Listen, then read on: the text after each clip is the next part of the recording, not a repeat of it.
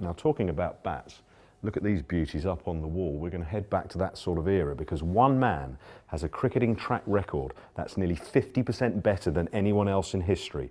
With the game having changed so dramatically over the years, is there any merit in going back and trying to understand what made Sir Donald Bradman a statistical freak? Tony Shillinglaw has been a lifelong student of the Don, and he explored what made him so special with Andy Flower one winter morning in Birkenhead.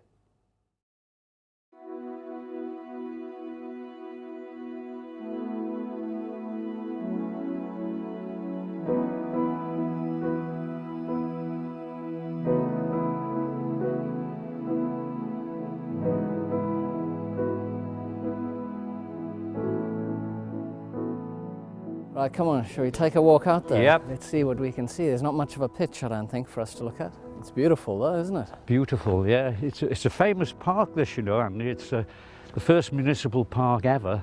Central Park in New York's modelled on it. Oh, right, okay. And it's a nice feeling because, you know, we've been playing cricket here for 170 years. How did a little fella my size come to be twice as good as anybody else? I just thought, well, I'd like to try and find out, because there must be a reason for it. He was obviously so far ahead of everyone else. He is a fascinating subject. Jack Potter, he set up the Australian Cricket Academy. And I said, has a study ever been made of Donald Bradman? And he said, no. That is astounding. You've got a man so good and nobody's ever taken any notice of him. To be honest, my poor wife, it was her that got me on the right track, because cricket usually talked in terms of technique. She was interested in ballet and gymnastics, and, but she started talking about rhythm and movement and balance. And that started to register. And then one day she said, in character, in manner, in style, in all these things, the supreme excellence is simplicity. So to be so as consistent and as Bradman, the method had to be simple to him. And that leads you back to everything leads to the golf ball and stump training, and the technique stemmed from that.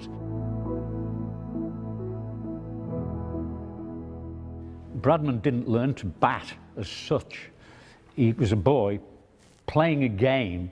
He didn't have a bat, he didn't have a ball. He had a golf ball and a stump and an 8-foot space. And he trained himself to control a ball. And batting, as Andy will tell you, any ball game is about controlling the ball. And unknowingly, he found a way of controlling this ball better than anybody else has ever done. So I came down to the club one morning with all the, the techniques and everything in my mind and whatnot, started hitting the ball against the wall, and I thought, I've wasted 3 years here. But then this is the key, Andy. I then remembered Bradman was always saying, you hit through the ball, you don't stab it. As soon as I started doing that, rotation, that's all there is to it. That makes the body and everything synchronize in one movement. And everything stems from that. Okay, so I'm understanding that training method a little more now. Because of the necessity to get the bat back into a shot after it's bouncing straight back off the wall. It wasn't about shots, Andy. This was about controlling the ball. So that sounds like a really important point. So to control the ball coming back off the wall, he had to rotate his back, back constantly. He wouldn't be doing that. He'd be doing this. Moving his feet. Yeah, it goes everywhere. Because it's in direct contrast to something a lot of batsmen do these days, and that's stand very rigidly, in a very upright fashion, with the bat held in a very stationary position. You're talking about something totally different. Yeah, totally different. That's the essence of it. It's the moving bat. It's the continuous rotary batting formula.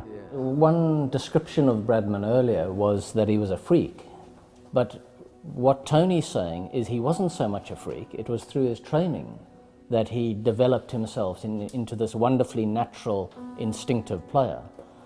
He didn't know what he was doing. Yes, but all because of his early training as a Everything is the golf ball and stump. Everything. That's Bradman. That's where he came from. Well, shall we go and I want to see you hitting that ball against the wall. Okay, that's fine, yeah. Okay.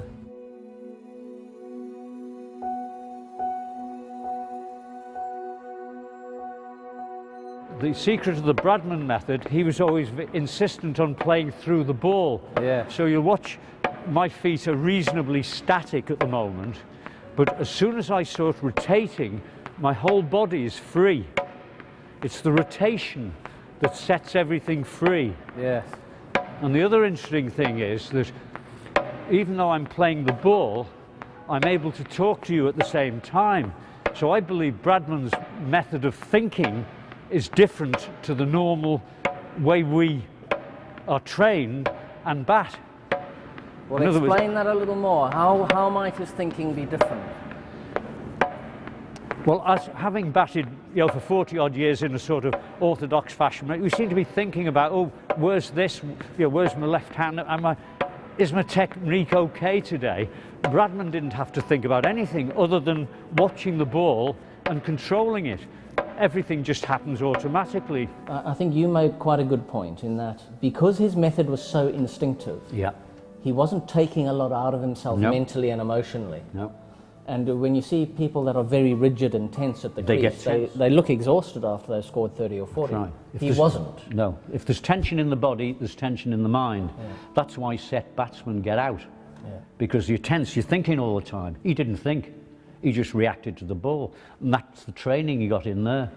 And a couple of things that I observe just watching you do this is firstly your control. And not to put too finer a point on it, you're an old guy. Yeah. And you've still got amazing control with the face of the bat, which is what you're looking for as a batter, because that gives you control of the ball. Yeah. You've also got a lovely rhythm, and that's the fluidity of movement that you're talking about. I think that's the ultimate thing. But Bradman's bat never stopped. Yes. Continual motion. And then have a go with this little ball and see how you go with that, and what different challenges that going to pose. Yeah.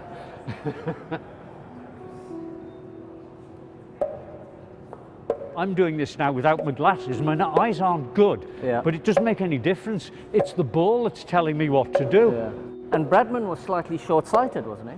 If I remember correctly. When the professor of physics studied his eyes at Adelaide University, they found his eyesight reaction time was slightly slower than the average student before his famous Invincibles tour. They again studied his eyesight and it was surprisingly poor. Right. So that indicates what I've tried to prove for myself, which I think I am doing now, that it's not your eyesight, it's the ball and the training. Yes. I do like the description of method. It's less scary for most people than talking technique. The method sounds more holistic. But I do get frustrated with people that think technique is a dirty word, because if you've got a faulty technique and it's making the game more difficult, you aren't getting the simplicity that Tony is describing. If you've got a faulty technique and the ball, for instance, isn't going where you're asking it to go, you will not feel the sort of confidence that you need when you play international cricket. So technique is important and you can't shy away from that. It's whether people are slowed down by thinking technically when they should be competing with the bowler. George Headley, who's nearest to Bradman, isn't he, 60, his dad worked on the Panama Canal, and George Headley played baseball up to the age of 9 or 10 when he went to Kingston. Right. And when I was reading, I got a shock.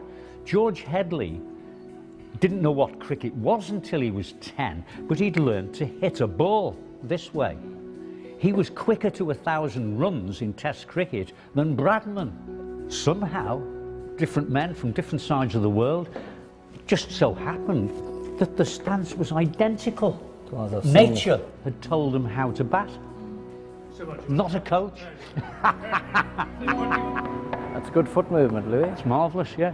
The best batting is about hitting balls. Is there a better way? I tell you what this reminds me of, Tony. Yeah. Two things. Garden cricket, which we used to play all the time in Zimbabwe, myself and my brother.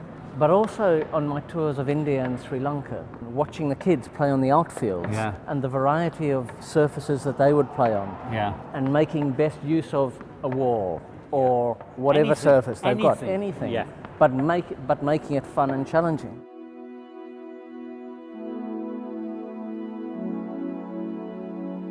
For an 82-year-old, it was pretty incredible to watch, actually, his balance and fluidity of movement and rhythm and what have you, but also the quality of his shots. The lesson there is, if you start that early as a kid and embed that into the way that you move and the way that you react to the ball, then I think you're onto something pretty special.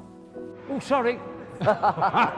This type of fluidity is really valuable. And if you combine that type of training and mastery with kids having an early go at freeing their arms and hitting the ball hard, hitting it for 6, hitting it over the infield, hitting it for 1 bounce forwards, and really getting them enthused and excited. The thrill of hitting the ball. Yeah. And the thrill of hitting a ball. Yeah. And this is a fundamentally different way of training. Exactly. And you're hoping for a fundamentally different result. Yeah, and some will be able to do it, as you say, probably more athletic, and some won't. But that applies to any technique.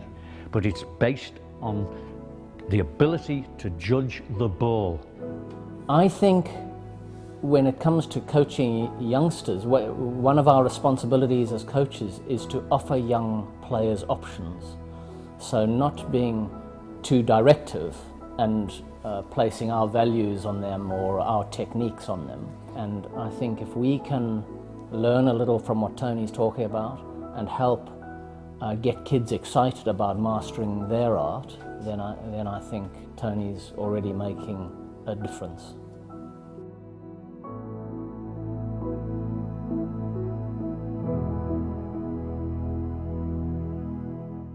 It is bizarre, isn't it, when you come to think of it? Bradman was so much better than any other batsman in the history of the game. The statistics tell you that no one has yet decided to try and teach children his method.